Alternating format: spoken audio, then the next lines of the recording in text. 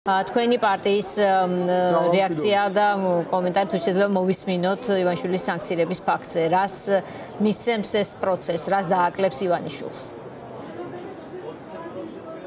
საღამოშვიდობის ქალბატონინო, მივესალმები ჩვენს ტელემაყურებელს.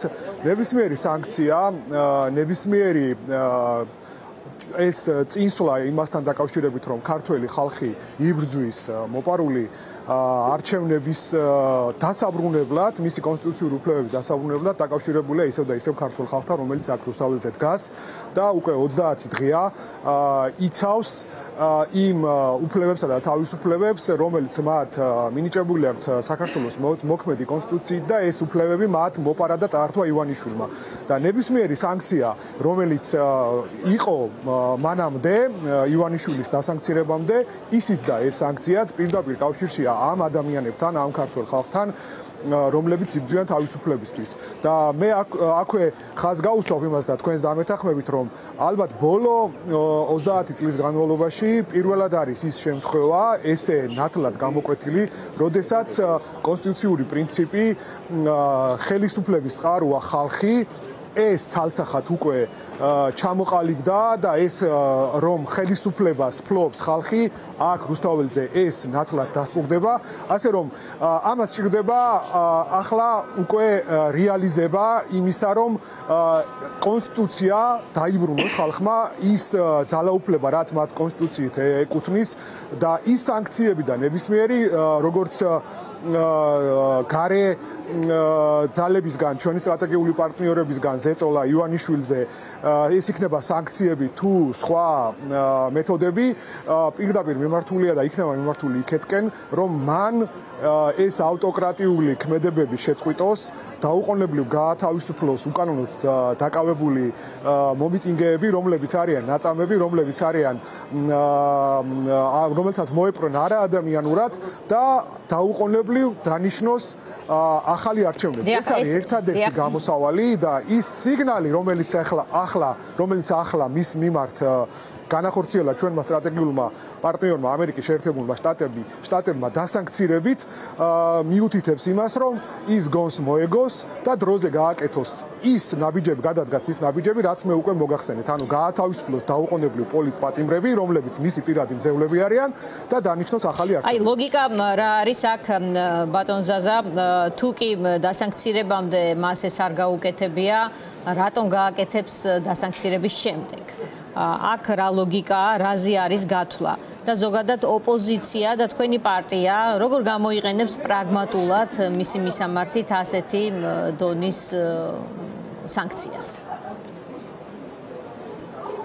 ნახეთ, ნებისმიერი სანქცია, რომელიც ფინანსური სანქციაა და პირდაპირ ურტყავს მაგალითად ივანიშვილს და მის გარემოცვას, ეს პირდაპირ აისახება მის ქმედებებზე. როდესაც ჩვენ ვამბობდით, ჩვენი პოლიტიკური გუნდი, რომ ეს კრიზისი, რომელიც შეიქმნა, კონსტიტუციური კრიზისი არის დაყოფილი ფაზებად.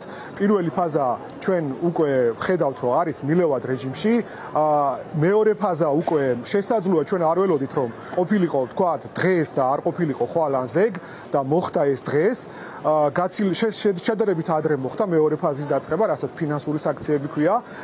ასე რომ ჩვენ ახლა უნდა დაველოდოთ მოვლენებს, როგორ განვითარდება ეს მოვლენები ამ მეორე ფაზის უკვე ძალაში შესვლის შემდეგ.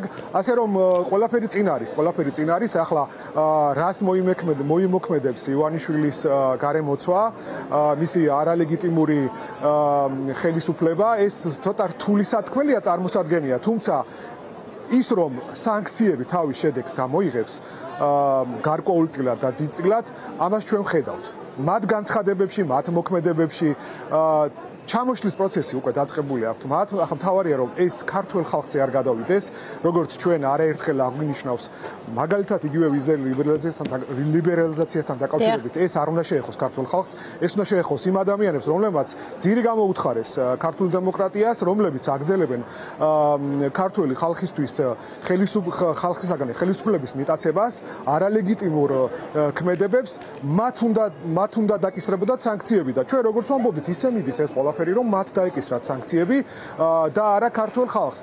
და ჩვენ ეს უნდა გავაგრძელოთ ქართულ ხალხთან ერთად, აქ რუსთაველზე კიდევ ერთხელ უსვავ ხაზს, რომ არა ეს აქციები, რომ არა ხალხის ერთიანობა, რომ არა ეს განგზობადი პროტესტი, რომ არა ჩვენი ერთად დგომა, არ იქნებოდა ეს შედეგები. მე ეხლა გაგახსენებთ თქვენ რა რეაქციები იყო თუნდაც ერთი თვის უკან ალბათ ბევრს არ წარმოედგინა რომ ესე განვითარდებოდა ის მოვლენები.